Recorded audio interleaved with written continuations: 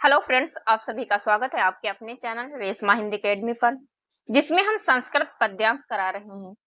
आज का संस्कृत पद्यांश जिसमें हम 4 श्लोक लेकर आए हैं, क्लास 5 है। तो चलिए देखते हैं श्लोकों को। छाया मन्यस्य कुर्वन्ति तिष्ठन्ति स्वय मापते। मापते का अर्थ है कि धूप में। क्या है? तो इसका अर्थ है धूप में। धूप में फलान्यपि परार्थाय वृक्षा सत पुरुषा इव। परार्थाय यानी कि दूसरों के हित के लिए। दूसरों के परार्थाय का अर्थ है दूसरों के हित के लिए। दूसरों के हित के लिए। दूसरों छाया मन्यस्य कुर्वन्ति तिष्ठन्ति स्वयं मापते, यानी कि वृक्ष दूसरों को छाया देते हैं, वह स्वयं धूप में खड़े रहते हैं। फलान्यपि परार्थाय वृक्षा सत्पुरुषा इव। वे अपने फल भी दूसरों के लिए देते हैं, इसलिए वृक्ष सत्पुरुषा यानी कि सज्जनों यानी कि सत्पुरुषों के समान होते हैं। दूसरा श्लोक है अहो ऐसा वरम जन्म सर्व प्राण्युपजीवनम। ये अहो ऐसा वरम जन्म सर्व प्राण्युपजीवनम धन्या महिरुहा। महिरुहा का अर्थ है वृक्ष वत्कल। वृक्ष वत्कल। एभ्यो निराशा यान्ति नार्थिना। नार्थिना यानी कि आर्थिना का अर्थ है याचक गण यानी कि मांगने वाले। याचक गण यानी कि मांगने वाले। अहो ऐसा वरम जन्म यानी अहो ऐसा जन्म श्रेष्ठ है जो सर्व प्राणियुप जीवनम, जो सभी प्राणियों के जीवन का आधार बने।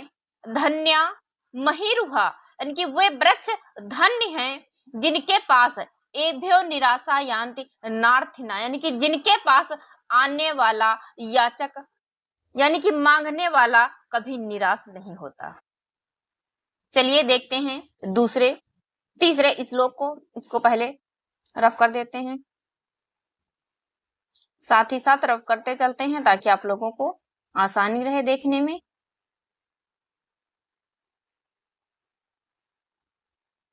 श्लोक 3 है कि पत्र पुष्प फलाच्छाया मूल वत्कल दारूभी।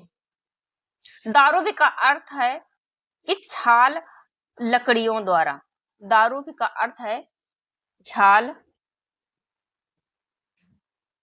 लकड़ियों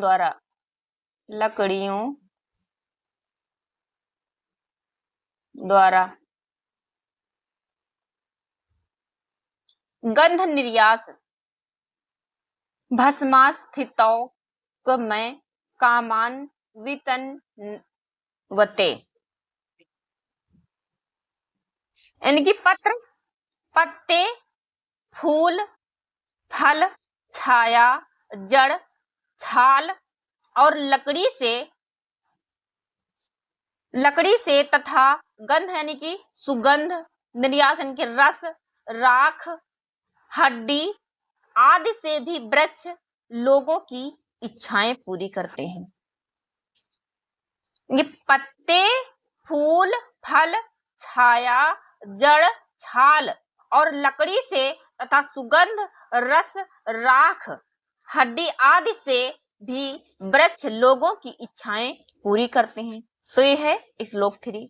श्लोक 4 देखते हैं कि आम्र यद्यपि गता द्युशास्ते पुष्प सौरभ फल प्रचुरा ए हंता संप्रति तथापि जनानां छायैव दलयस्ति तापमा। जनानां यानी कि लोगों की, जना नाम का अर्थ है लोगों की, लोगों की। पुष्प फल, पुष्प सौरभ फल प्रचुरा का अर्थ है कि फूल और अत्यधिक फल सहित। इसके बाद है तापत, यानी तापत का अर्थ है गर्मी, गर्मी को, तापत का अर्थ है गर्मी को। फिर है छायायो, तो छायायो का अर्थ है छाया के द्वारा ही, छाया के द्वारा ही, छाया के द्वारा ही, छाया के द्वारा ही। फिर है संप्रति, तो संप्रति का अर्थ है फिलहाल, क्या है, तो फिलहाल है, फिलहाल। संप्रति का अर्थ है फिलहाल।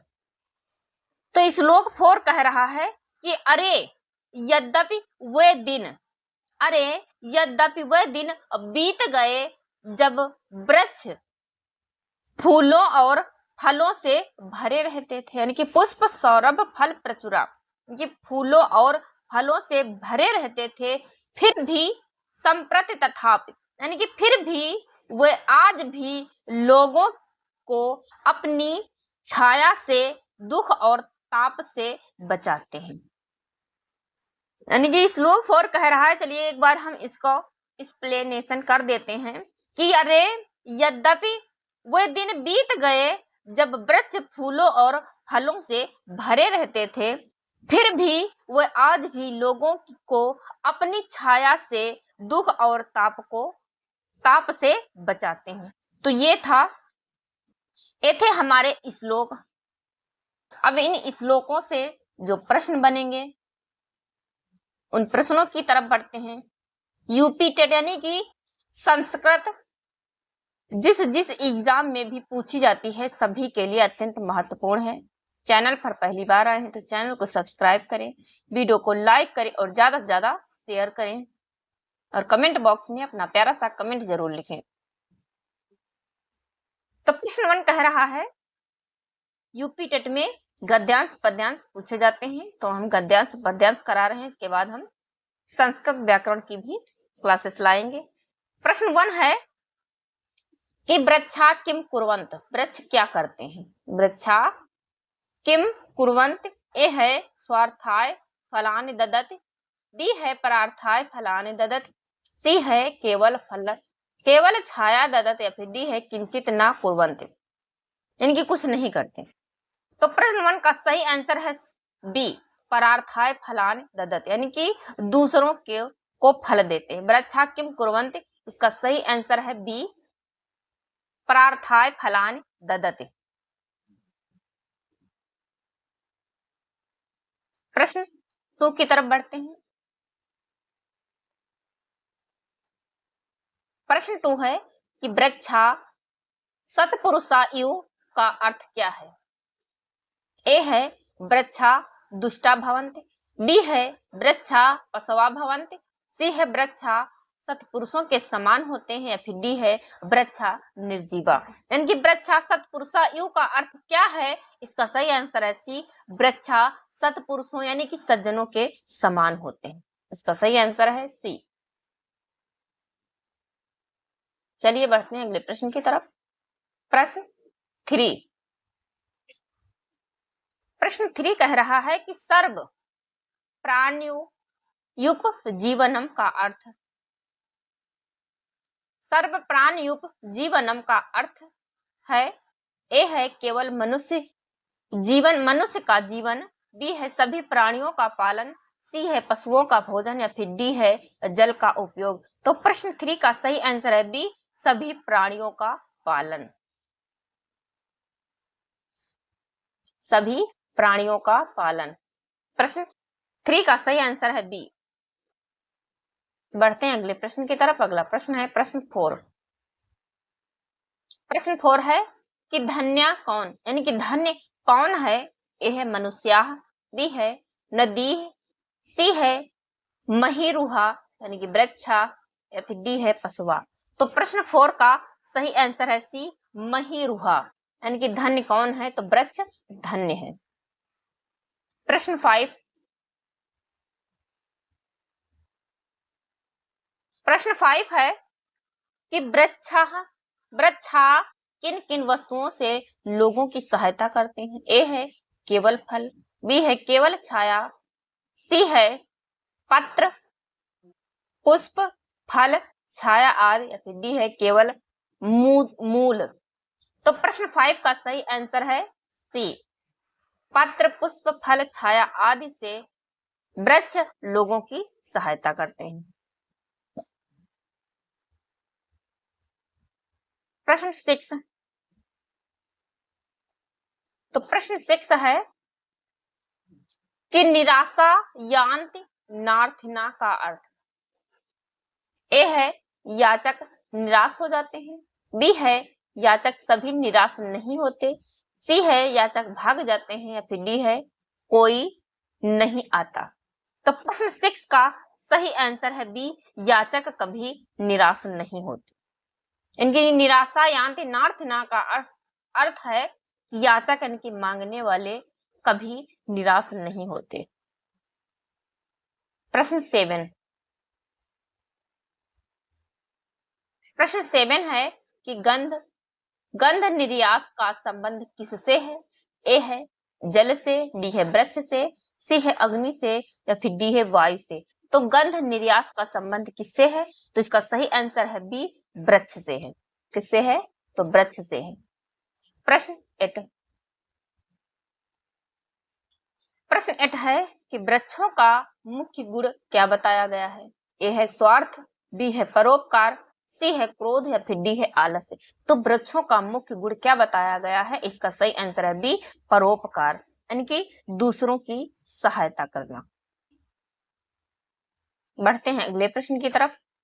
प्रश्न 9 है कि छाया का उपयोग किसके लिए है। ए है खेल के लिए, बी है तप से बचने के लिए, सी है भोजन के लिए, या फिर डी है जल के लिए। तो प्रश्न 9 का सही आंसर करिए आप लोग कि छाया का उपयोग किसके लिए है, तो इसका सही आंसर है बी, तप यानी कि ताप से बचने के लिए, ताप यानी कि गर्मी से बचने के लिए। बढ़ते हैं अगले प्रश्न की तरफ। प्रश्न 10, प्रश्न 10 है कि इस पाठ का मुख्य संदेश क्या है। ए वृक्षों को काटना चाहिए, बी है वृक्षों का कोई उपयोग नहीं है, सी है वृक्ष परोपकारी होते हैं, या फिर डी है वृक्ष केवल फल देते हैं। तो प्रश्न 10 का सही आंसर करिए आप लोग। चैनल पर पहली बार आए तो चैनल को सब्सक्राइब जरूर करिए। यहाँ आपको वो क्लासें मिलेंगी जो कि एग्जाम की दृष्टि से अत्यंत महत्वपूर्ण है। तो प्रश्न 10 का सही आंसर है सी, वृक्ष परोपकारी होते हैं। यूपी टेट, सी टेट यानी कि जितने भी संस्कृत का एग्जाम है, जिसमें भी संस्कृत के गद्यांश पद्यांश पूछे जाते हैं, सभी के लिए अत्यंत महत्वपूर्ण है। तो चलिए मिलते हैं एक नए प्रैक्टिस सेट के साथ। तब तक आप लोग हमारे इस महत्वपूर्ण प्रश्नों के संकलन को देखते रहिए। Thank you.